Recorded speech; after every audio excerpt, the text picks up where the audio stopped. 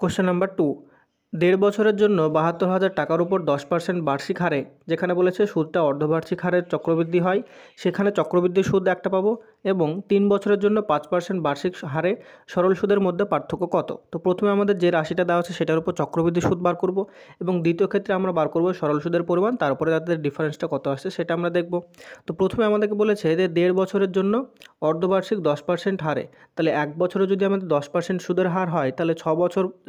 অর্ধবার্ষিক বলেছে, তার মানে এখানে 6 মাসে কত সুদের হার হবে, 6 মাসে হবে আমাদের 10-এর অর্ধেক, মানে হচ্ছে 5% সুদের হার পেয়ে যাব। এই 5% যে সুদের হার সেটা আমাদের হবে 6 মাস 6 মাস 6 মাস করে আমাদের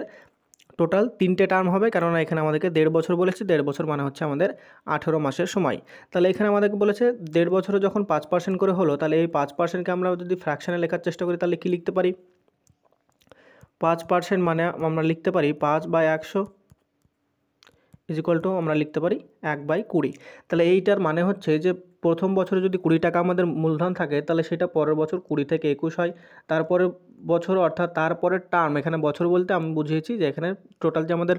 6 মাসের 3টে টার্ম আছে সেইটা, প্রথম টার্মে যদি 20 থেকে 21 হয়, তারপরের টার্মে যদি 20 থেকে 21 হয়, তারপরের টার্মেও আমাদের 20 থেকে 21 হবে। তো এইটা যদি মাল্টিপ্লাই করি তাহলে এখানে 3 2 হয় 8, তাহলে এখানে 8,000 পাবো, আর এখানে 21-এর যদি আমরা কিউব করি তাহলে এটা পাই 9,261। আর এখানে আমাদেরকে দেখো মূলধন দেওয়া হচ্ছে 72,000 টাকা, তাহলে এই 8,000-এর যে ভ্যালু সেইটা আমাদেরকে দেওয়া হচ্ছে 72,000 টাকা, তার মানে 8কে যদি আমরা 9 দিয়ে মাল্টিপ্লাই করি তাহলে এখানে আমরা পাই কত, 72,000। একই রকমভাবে যে 9,661 আছে সেটাকে যদি আমরা দেখো 9 দিয়ে যদি মাল্টিপ্লাই করি আর 9,261-কে, তাহলে আমরা টোটাল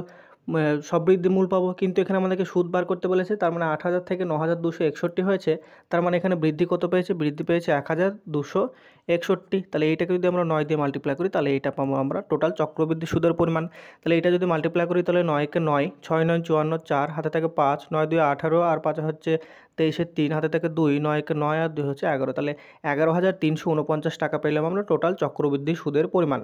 এবার আমরা কী বার করব, এবার আমরা যে দ্বিতীয় রাশিটা পাবো সেই দ্বিতীয় রাশিটার উপর টোটাল যে সরল সুদের পরিমাণ সেটা বার করব, তারপরে চক্রবৃদ্ধি সুদ এবং সরল সুদের মধ্যে ডিফারেন্সটা করব। এবার দ্বিতীয় ক্ষেত্রে আমাদেরকে বলেছিল যে 3 বছরের জন্য 5% বার্ষিক সরল সুদের হারে এই একই টাকার উপরে আমাদের সরল সুদের পরিমাণ কত হবে। তাহলে 1 বছরে যদি 5% সুদ হয়, তাহলে 3 বছরে টোটাল কত পার্সেন্ট সুদ হবে, 3 বছরে টোটাল আমাদের হবে সুদ হবে 15%। তাহলে এই 15% কার উপরে, না 72,000 টাকার উপরে, তাহলে 15% মাল্টিপ্লাইড বাই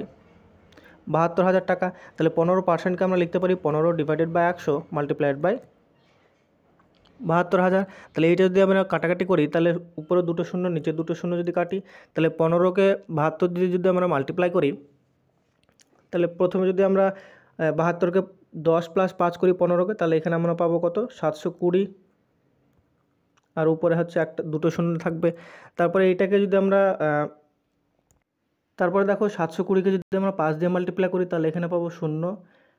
আর 5 2 হচ্ছে 10-এর 0, হাতে থাকে 1, তারপরে 5 7 35, আর হাতে থাকে 36। তাহলে এইটা হলো আমাদের টোটাল সরল সুদের পরিমাণ 0,0,8, আর এখানে হবে কত আমাদের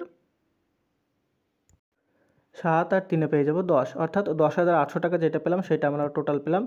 সরল সুদের পরিমাণ। তাহলে চক্রবৃদ্ধি সুদের পরিমাণ ছিল 11,349 এবং সরল সুদের পরিমাণ আমরা পেলাম 10,800। তাহলে এখান থেকে আমরা যদি 11,349 থেকে 10,800 মাইনাস করি, তাহলে এখানে আমরা টোটাল যে ডিফারেন্সটা সরল সুদ এবং চক্রবৃদ্ধি সুদের মধ্যে সেইটা আমরা পেয়ে যাবো 549 টাকা, যেটা আমাদের অপশান নাম্বার এ হয়ে যাবে এখানে সঠিক উত্তর।